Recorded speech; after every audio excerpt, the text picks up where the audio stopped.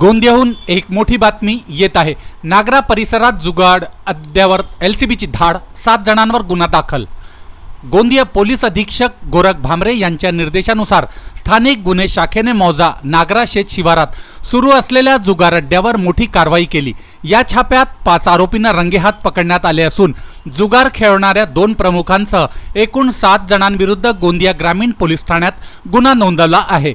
पोलिसांनी घटनास्थळावरून 5 Android mobile आणि रोख रक्कम असा एकूण 82,450 रुपयाचा मुद्देमाल जप्त केला आहे।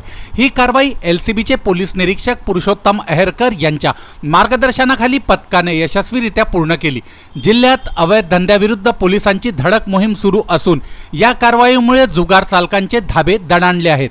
सध्या पोलीस स्टेशन गोंदिया ग्रामीण अंतर्गत या गुन्ह्याचा पुढील तपास वरिष्ठ पोलीस अधिकारी करीत आहेत।